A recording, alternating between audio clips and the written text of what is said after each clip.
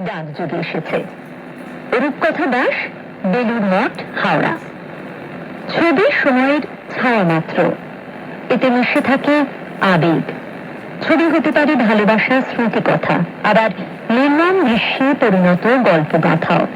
যে কোনো গল্প গাথাতেই একটি বিষয় প্রবলভাবেই সক্রিয় থাকে, সেটি হলো তার ইতিহাস। আমি লিখতে চাই বিষাদময় ভালোবাসার গান, যা কল্পনার জগতে সৃষ্টি করবে চিত্র।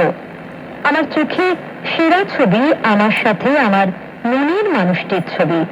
সে আমার শ্রীরাধা, যাকে ছুঁয়ে বলি স্বপ্ন। সে স্বপ্ন অধরা মাধুরী, মনোজগৎ থেকে তাকে বিচ্ছিন্ন করা যায় না কোনোভাবেই। সে যেন তথাগত স্নিগ্ধতা, চৈতন্যের কোমলতা স্বরূপ। সে আমার বহু জন্মের তপস্যা। এই জন্মে দেখা দিলেও সে আমার নয়।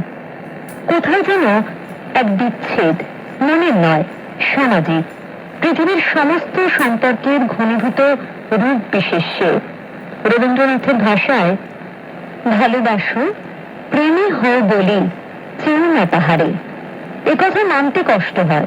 ক্ষণিকের জন্য আঁকড়ে জড়িয়ে ধরে তোলা ছবি আজ কোথাও কষ্টের, অথচ মধুর আশ্রয়। আবেগে মনন তাতে হাত বুলিয়ে খুঁজে সান্ত্বনা। দিবস রজনী আমি যেন কার আশায় আশায় থাকি। সে আর কেউ নয়, সে আমার মানুষই কল্পনা। রূপে তার ছবি আঁকি, হয়তো সবাই আঁকে, আমি তাকে বাঁধিয়ে রাখি মনের অ্যালবামে।